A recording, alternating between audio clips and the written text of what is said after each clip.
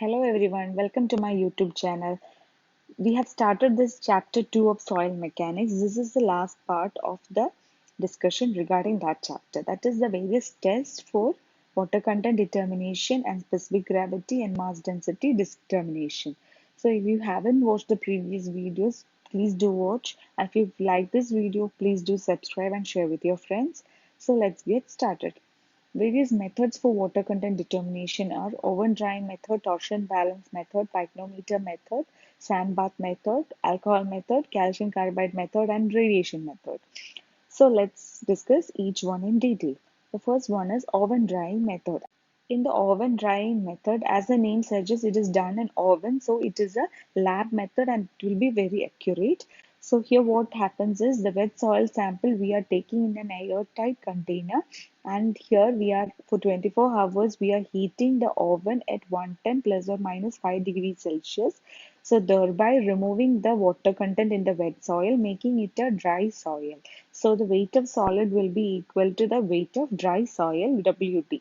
So we know that water content is equal to weight of water by weight of solid.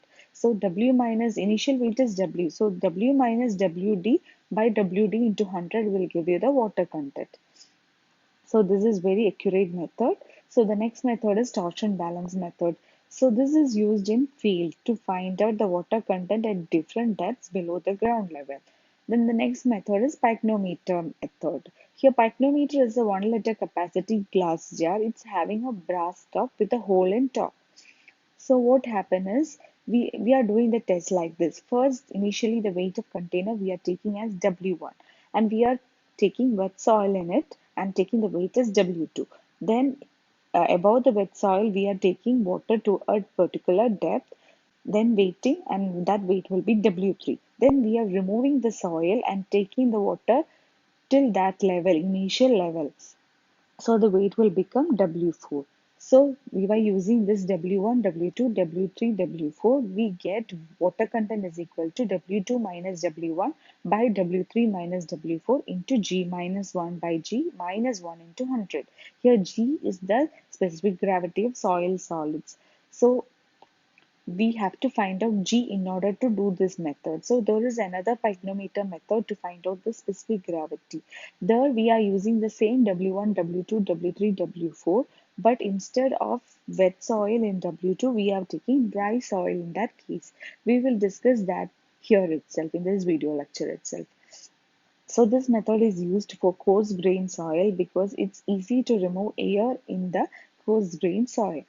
So that is regarding pycnometer method. Then the next one is sand bath method. As the name suggests, in the sand we are putting this wet soil in a tray. We are taking a vessel and adding sand, and we are taking flame below, and over this heat the wet soil in the tray get heated up and the water is removed from the wet soil.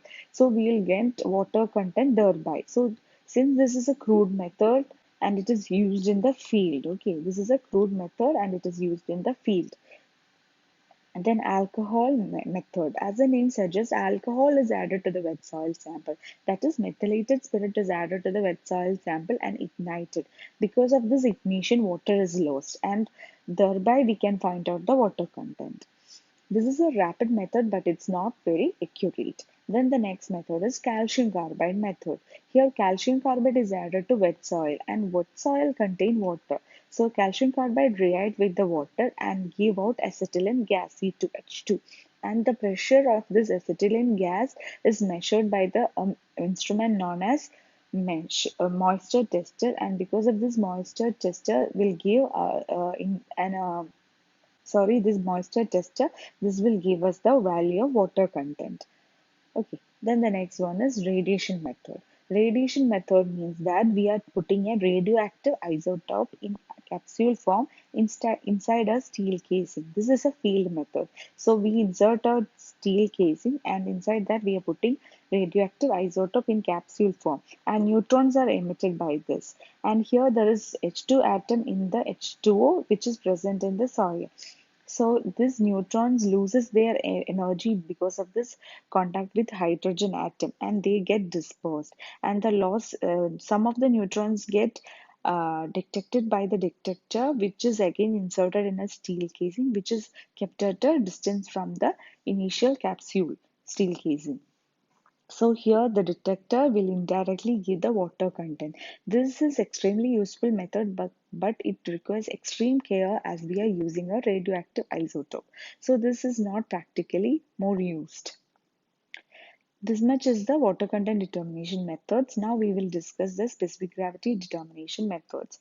So for specific gravity determination, we have five methods. These are lab methods. So shrinkage limit method we will study when we are discussing shrinkage limit. And gas jar method and measuring glass method, these are similar to the first two methods. So just remember that there is two methods like this. Then now density bottle and pycnometer method, these both are similar methods. The only difference is that pycnometer is having 1 liter capacity, whereas density bottle is having 50 ml capacity. So for pycnometer method, we will have to use oven dry soil sample more, that is 200 to 300 gram of soil sample we have to use for pycnometer method, whereas only less soil sample is required for density bottle method. That is the only difference. So we are clubbing both these method together. So density bottle method is a 50 ml capacity bottle, density bottle. It's having a stopper with a hole in top. So we have finding GT is equal to, that is T means the temperature at which the test is taken. So specific gravity at that temperature is equal to W2 minus W1 by W2 minus W1 minus W3 minus W4. Here W1, W2, W3 and W4 represent the same as in pycnometer method for water content determination, except that here instead of wet soil, we are taking dry soil, oven dried soil sample. Okay, so that is it. Now we will have this is at a temperature T, but if we have to find out specific gravity at 27 degrees Celsius and 4 degrees Celsius. So in order to do that, we have to multiply the GT we got by GT of water at that temperature divided by 27 degree specific gravity of water. Then for 4 degrees Celsius, in order to find out G at 4 degrees Celsius, we have to multiply the G we get into specific gravity of water at that temperature. See, kerosene is a better wetting agent than water. So instead of water, sometimes we are using kerosene. If Gk is the specific gravity of kerosene, we can find out Gt by multiplying the value we get into Gk. Then pycnometer method. It's similar to the density bottle method because the capacity is large. We have to use 200 to 300 gram of oven dry soil sample for this method. Then we will discuss about the mass density measurement. Various methods are the six methods, out of which two are lab methods and the rest are field method. This is an important point because sometimes or not sometimes always questions are asked which is a field method, which is a lab method. So this point is very important. The first two, that is water displacement method and submerged mass density methods, are field methods. Whereas Kolkata method, sand replacement method, water balloon method, and radiation methods are field methods. So water balloon method is not much accurate, so therefore it's not used. Radiation method, it requires radioactive isotope, so it requires extreme care, therefore it's also not practically much use. So we will discuss the remaining four methods. First one is water displacement method. So in water displacement method, we the soil sample, if you put in water, it will crumple and it will be like dissolve in water and all. So not dissolve, it will get suspended in water. Sorry for that, it's not dissolved. So we have to coat this soil sample with a paraffin wax in order that it doesn't crumple in water. So we this specimen means soil plus wax, so that we are immersing in this water, and with the help of a overflow pipe we are taking the water, overflowing water in a measuring jar. This volume will give the volume of the specimen. So initially we take the mass of the specimen and mass of the soil sample. So minusing that two, we will get the mass of the wax. And this volume will give you the total volume of the specimen. So in order to find the volume of the soil sample, this volume we get in measuring jar, that should be minused with the volume of the wax, which can be found out by dividing the mass of the wax divided by density of wax. So mass of wax will be total mass of specimen minus mass of soil, that which these both we can directly find out before the test itself. So MT is the mass of wax specimen minus mass of specimen, that is M, will give you the mass of wax, divided by density of wax will give you the volume of wax. So that is this much. Then VT is the total volume of waxed specimen that is found from the measuring jar. That minus this quantity will give you the volume of soil sample. So M is the mass of specimen and M is mass of waxed specimen. So mass of specimen means mass of our soil sample. That divided by volume will give you the mass density of soil sample. So mass density of paraffin is approximately equal to 0.998 gram per ml. So that is regarding water displacement method.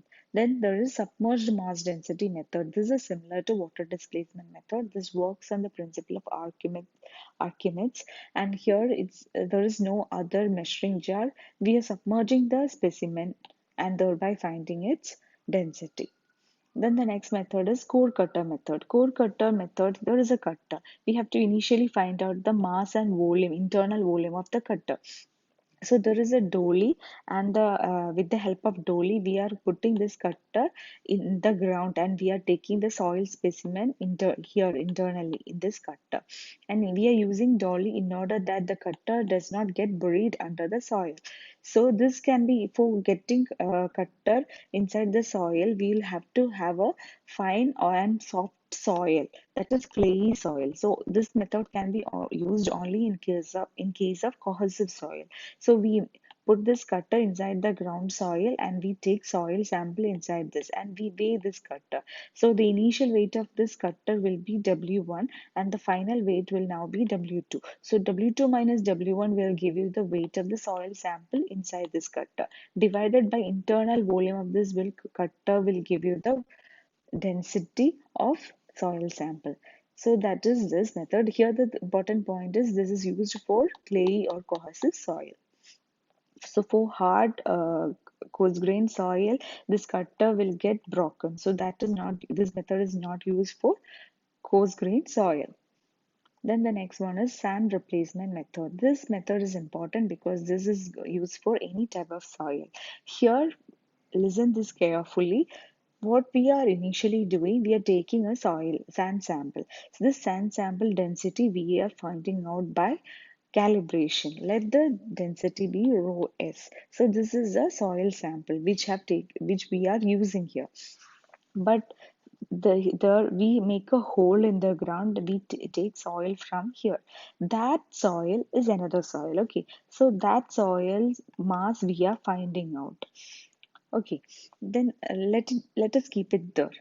The other soil, sand, which we have taken for calibration, that we are putting it in this cylinder, and we are opening the shutter, and there is a cone here, and there is a hole made in the ground here. So this soil, which density rho s we know, that soil we are opening the shutter and putting in cone and this hole. So we after this full putting in cone and hole, we close the shutter and take the weights. So the weight of soil in cone will be M2, and that in the cylinder will be M4, and the initial weight of soil with the cylinder will be M1. So this M1 minus M2 minus M4 will give you the mass of soil in the hole. So that mass divided by density of the sand which we now put in the soil in this hole will give you the volume of the hole. Understood? That is, we are taking a sand sample and its density we know rho s. That soil we are putting in this cylinder, and we are taking the weight M1. We open this shutter and put this sand in this cone and hole. If it filled the cone and hole, we are putting this shutter closed and taking this out. And we now weigh the weight of sand in this cone and this cylinder. That will be M4 and sorry M2 and M4 respectively. So if we minus this M1 from M4 and M2, we will get the mass of soil in this hole. So this mass divided by density of sand which we have taken will give you the volume of this hole. So we already have a soil sample in this hole which we have weighted M. That M divided by this volume of hole will give you the density of mass density of soil sample in the ground. This method can be used for any type of soil. So I hope this much is clear, and thank you for watching my video. Do subscribe and share with your friends.